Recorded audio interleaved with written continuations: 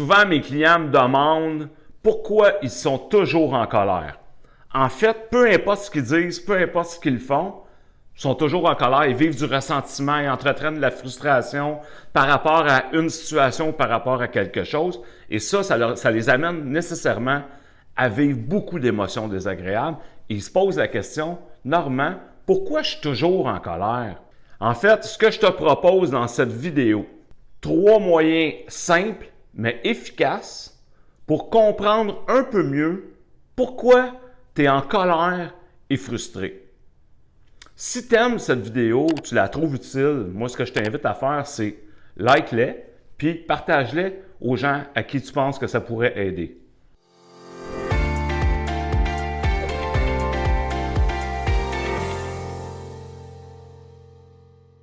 Hey, je me présente. Normand Faubert. Je suis TRA, thérapeute en relation d'aide, spécialiste en relations et gestion de la colère. En fait, la gestion de la colère, j'en fais ma mission de vie depuis 7 ans maintenant.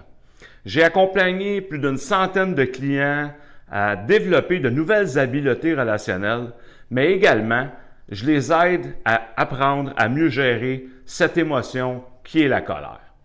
Et nécessairement, l'impact, c'est qu'ils apprennent nécessairement avec ça à s'affirmer avec beaucoup plus de respect et de façon responsable. Écoute, maintenant, laisse-moi te parler des 3 moyens simples mais efficaces pour t'aider justement à identifier et gérer ta colère pour arrêter d'être tout le temps en colère.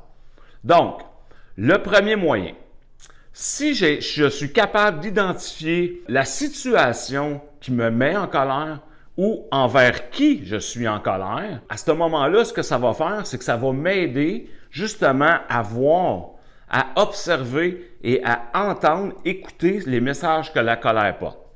Je te donne un exemple. Si je vis une frustration au travail ou dans ma vie personnelle, et je vois que j'entretiens une colère et une frustration, et ça, en même temps, ce que je fais, c'est que j'en parle à d'autres. J'en parle à d'autres, pourquoi? Dans le but souvent d'être validé.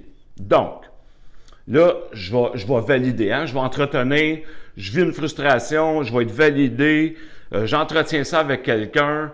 Fait qu'est-ce que je fais dans ce temps-là? J'entretiens une forme de colère par alliance. Je vais aller chercher chez l'autre, si lui vit la même chose, ça vient me valider dans ma colère, puis ça fait que j'entretiens cette colère-là et ce ressentiment-là. On va souvent trouver ce fonctionnement-là chez une personne qui a un fonctionnement de victime. Un fonctionnement de victime, c'est une personne qui, de façon défensive, va être dans le reproche, dans le blâme, la critique. En fait, c'est un fonctionnement qui devient insatisfaisant. Ça peut être satisfaisant dans le sens que si je vais rechercher de l'alliance, puis là, je suis validé, ça va me faire du bien. Mais je ne m'occupe pas de mes besoins et de mes limites avec les bonnes personnes. Donc, ce que je vis de désagréable par rapport à une situation ou par rapport à une personne, je m'en occupe pas. Je reste défensif à entretenir ce ressentiment-là et cette colère-là. Et ça a nécessairement un impact. L'impact, c'est que je me maintiens dans un état où je suis le seul responsable de ce que je vis et de ce que je porte. Pas les autres. Rappelle-toi, les situations extérieures ne sont là que pour déclencher des émotions désagréables en soi. Ce n'est pas la cause. Donc, ce que je fuis grossit, me poursuit et me détruit. L'émotion, là, ça ne sort pas par le bout des doigts ni par le bout des pieds. Donc, deuxièmement, en fait, c'est de voir si j'ai du pouvoir sur ce qui se passe, sur la situation, et si oui, comment je peux faire pour m'occuper de moi et changer? Donc, je me questionne, est-ce que c'est une situation sur laquelle moi j'ai du pouvoir? Est-ce que je peux changer quelque chose par rapport à cette situation que je vis en ce moment qui me fait vivre des émotions désagréables?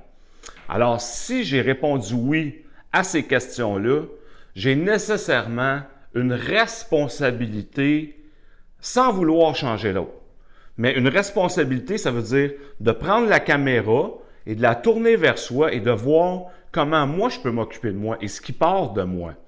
En fait, je vous dirais, si c'est une situation sur laquelle je n'ai pas de pouvoir, Alors là, ça m'amène au troisième moyen.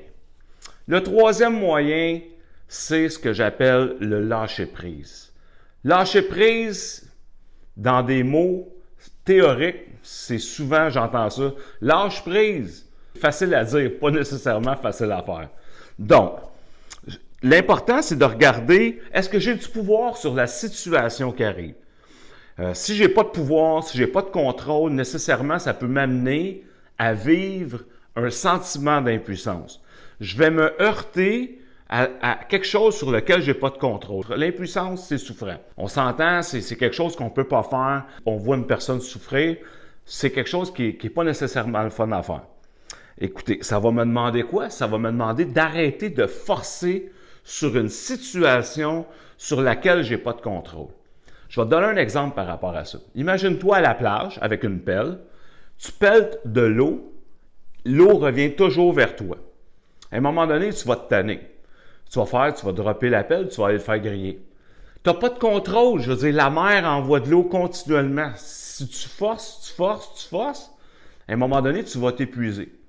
Bien, c'est que tu entretiens à ce moment-là quelque chose, un état et des sentiments désagréables qui font que tu te maintiens, tu entretiens de la colère et du ressentiment par rapport à une situation. Fait que ça va te demander de lâcher prise. Ça va te demander d'arrêter de forcer. Ça va te demander de te questionner à savoir si tu as du pouvoir ou non. Donc, tu sais, je sais que c'est pas toujours évident. Ça peut paraître très beau en théorie, pas nécessairement facile à faire.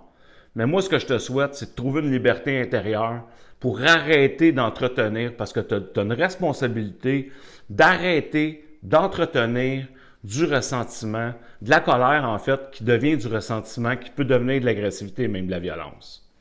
Donc, en résumé, premier moyen, important de s'arrêter pour voir envers qui ou envers quoi je vis de la colère et est-ce que j'entretiens du ressentiment par rapport à cette situation-là ou par rapport à une personne. Deuxièmement, donc en fait, est-ce que j'ai du pouvoir sur cette situation ou sur l'autre? Ou est-ce que je suis plus confronté à un sentiment d'impuissance sur lequel je n'ai pas de contrôle? Troisième moyen, lâcher prise.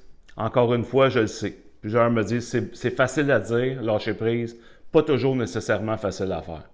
Mais de forcer sur une situation sur laquelle je n'ai pas de contrôle, nécessairement, ça va me demander, à un moment donné, d'accepter et de lâcher prise. J'espère que ces moyens-là te permettront, en fait, de ne pas entretenir de colère qui se transforme en ressentiment et qui peuvent se transformer en agressivité, même en violence. Pourquoi? Pour être en harmonie avec toi et en paix. En fait, si tu as aimé cette vidéo, moi, ce que je te propose, c'est clique sur j'aime. Partage-les à ceux que tu penses que ça pourrait aider, pour être utile pour eux. Tu peux même me poser des questions. Tu peux même commenter. Je veux juste que tu saches que je suis là pour toi. Si tu as envie, je peux t'aider, je peux t'accompagner. Pour te remercier d'être resté jusqu'à la fin, écoute, je t'invite à télécharger mon guide gratuit que j'ai appelé les 5 étapes pour apprendre à gérer concrètement ta colère. En fait, tu peux télécharger le guide dans la description de la vidéo. Tu sais quoi? Moi, j'ai longtemps souffert dans ma vie. Tu sais pourquoi? Parce que je n'ai pas su faire. N'hésite pas, je peux t'aider et je peux t'accompagner et ça va me faire plaisir de te parler. À bientôt.